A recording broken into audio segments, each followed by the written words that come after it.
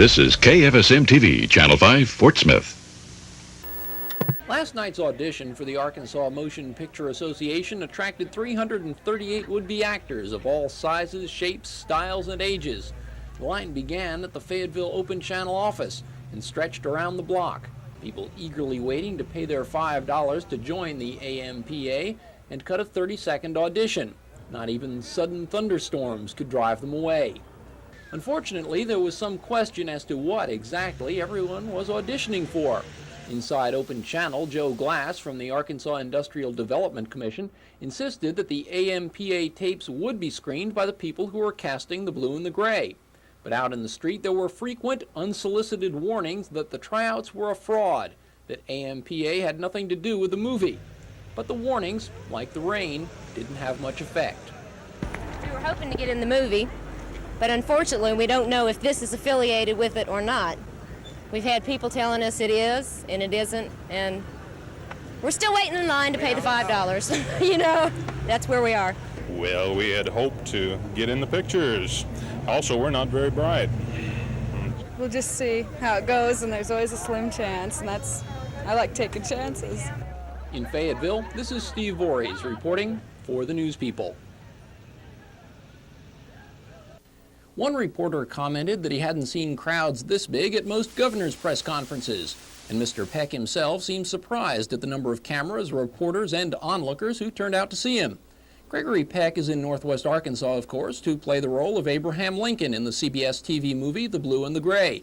According to Peck, it takes 4 hours in makeup each morning to transform him into the image of Lincoln, a process that begins at 5 a.m. But he doesn't seem to mind. Peck says he's always admired Lincoln, that in a sense he's been researching this part for the past 50 years. The opportunity to play Abe Lincoln in a Civil War story is very close to my heart. This is a labor of love for me. That's why I'm doing it. They're paying me. Last night's press conference came after a day spent filming the Gettysburg Address on a farm near Fayetteville. Peck said that scene wasn't in the original script for the movie, but he suggested that the speech would make a good scene, and the producers were persuaded. The actor tactfully called it a meeting of the minds. In Fayetteville, this is Steve Voorhes reporting for the News People. When the Union Army decided to try using lighter-than-air balloons for military reconnaissance, aerial warfare was still a pretty new idea, and it was an idea that had some trouble getting off the ground.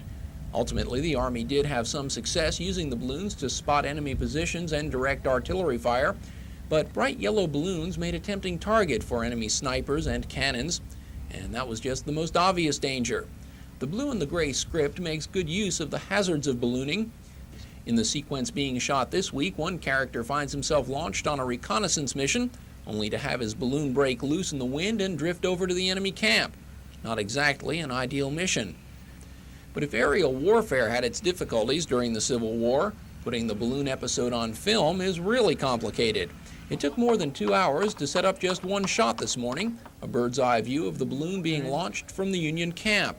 The shot required the services of an industrial crane and a gondola rigged up to hold a camera and a two-man crew.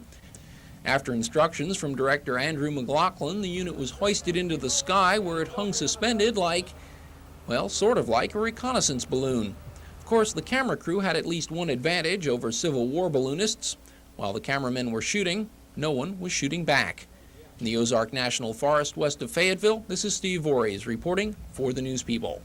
Columbia Pictures Television was on location in Prairie Grove today. Both the production itself and the Civil War story it depicts are nearing completion. Lee's surrender at Appomattox is scheduled for shooting next week, but today it was a duel, as Stacy Keach explains. Well, it's a dueling scene between John, my friend John, and some Prussian officers who have come to visit his girlfriend's wife, actually, his wife's to-be father, Senator Reynolds, played by Robert Vaughn, and they have an altercation at this party, and John gets in a fight with him, and they decide they're going to come out and at dawn and have a duel, the way honorable gentlemen do things in those days. And that's basically the scene that you've been seeing. I don't know if you've gotten a chance to see what actually happens in the scene, but it's not what you would call a traditional duel. I think I'm being called. I'll be back. Okay. Before they leave Arkansas, the $50,000 to $60,000 spent daily by the filmmakers will have a ripple effect on the state's economy, totaling some $17 million before all is said and done. Co-producer Hugh Benson said today that the miniseries was progressing very well. We've got 9 more days of shooting.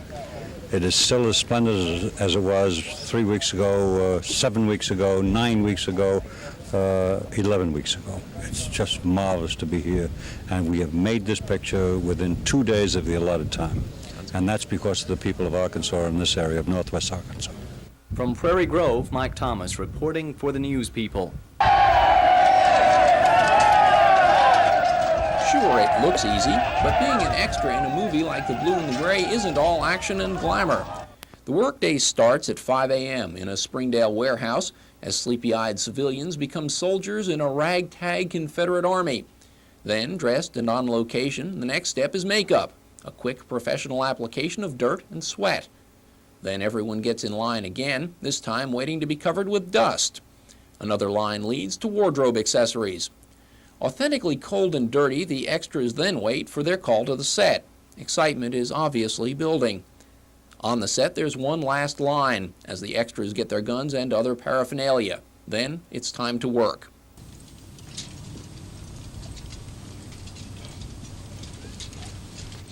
So far, Columbia Pictures has hired some 2,000 local people to work as extras, and many of them have gone through all this 5 or 10 times. Why did they do it? I guess it's the excitement, you know, seeing everybody like a different star every day. I was unemployed. I was looking for a job when I found this one, and I thought this would be a good shot in the interim. I feel like it's probably a once-in-a-lifetime experience, and I got interested in it when my wife wanted to come down and be in the movies, and there aren't any women's parts, but I came down with her, and I ended up doing all the work. It's just a lot of fun, going through rivers and climbing hills and chasing people and being chased by people. It's just a lot of fun. Extras are the buck privates of the movie world. The movie makers refer to them as background. But everyone who works on a movie is important. Every job is necessary. The extras just prove that they also serve who stand and wait. In Fayetteville, this is Steve Voorhes reporting for the News People. One of the most amazing things about the filming of The Blue and the Gray was that the set was open every day to anyone who wanted to watch a movie being made. It was a bonanza for autograph hunters, of course, but if you were patient and waited around long enough, you also got to see some things that never made it into the movie.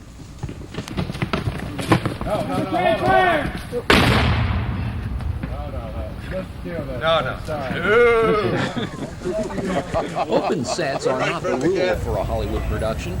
In this case, though, the policy was a perfect example of the cooperation between the movie makers and the people of Northwest Arkansas. Floyd Bohannon acted as liaison between the film company and the community.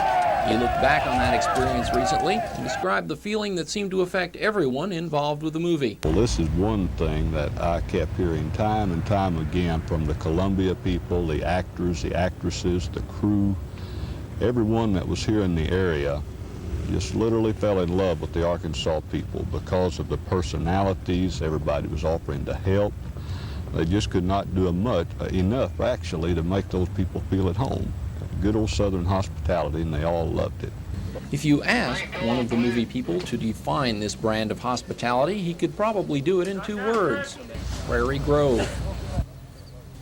The movie crew spent most of the month of October filming in and around the town of Prairie Grove, at the Battlefield Park where the Battle of Bull Run was staged, and at other more remote locations, like this one, which provided a setting for parts of the Wilderness Campaign. Nothing like The Blue and the Gray had ever happened to Prairie Grove, and from all reports, the 3,500 or so people who live there loved every minute of it. So on the night of October 22nd, it seemed perfectly natural for the townspeople to invite the Hollywood folks over to the high school gym just to say thank you.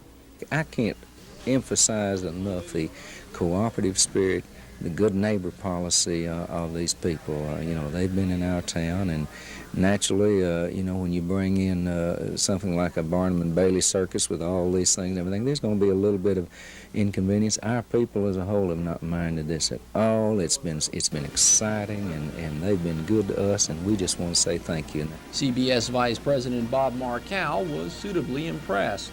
It's quite marvelous and very, very touching, as everybody said here. And I know it sounds like we say this all over, we don't. I've never been to such a warm place and such a cooperative place, and it reflects also on the group making the picture. The warmth comes from both sides. It would hardly be fair to give the impression that making the blue and the gray was one long party, not when the average workday was at least 12 hours long. And fall weather seemed to hit the Ozarks a little early last year, so working conditions weren't always ideal. Still, the spirit of cooperation and the festive mood never faded.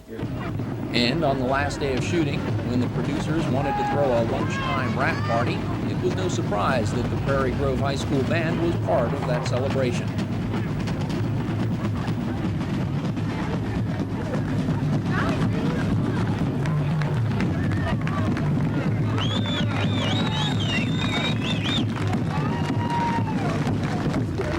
Every good thing has to come to an end. We all realize that, but shooting the blue and the gray here in northwest Arkansas has been a really special experience for me.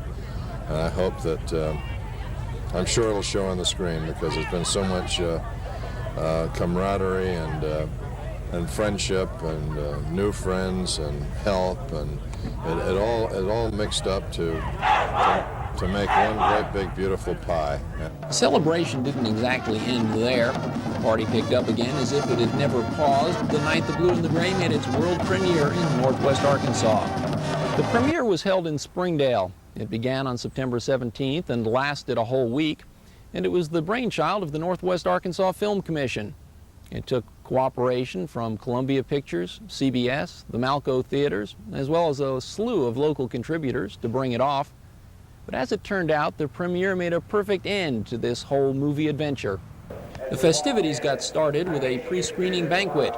4 of the main actors in the film came back to northwest Arkansas to represent the cast. The producers and director were on hand, along with several CBS executives. There were TV crews and officials from local CBS affiliates from as far away as Oklahoma City and as close as Fort Smith. Even Governor Frank White made an appearance. But the banquet was just the beginning. Next came a motorcade through Springdale to the theater, where a good-sized crowd had gathered to see just what a world premiere might involve. They weren't disappointed. Each celebrity made his entrance to the cheers of the crowd and the roar of a 21-gun salute. The premiere was, without a doubt, a success. Some 600 people saw part 1 of the film that first night, and in the course of the week, more than 4,000 saw the entire movie, all free of charge.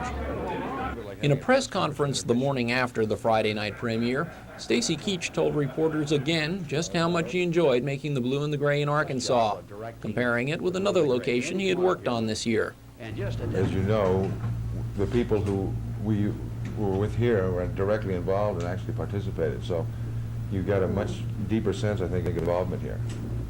We were sort of we were continually the outsiders there, whereas here we became a member, just another member of the family. It's ironic if you think about it. The Blue and the Gray is a movie about the worst conflict this nation has ever seen, but it was made in a spirit of cooperation and hospitality. The war divided families and friends, north and south, black and white. The movie brought people together. It's hard to imagine 2 places in America with less in common than Arkansas and Hollywood, but when the people from these places got together, everything worked out fine. A movie about Civil War became an experience in diplomacy and friendship.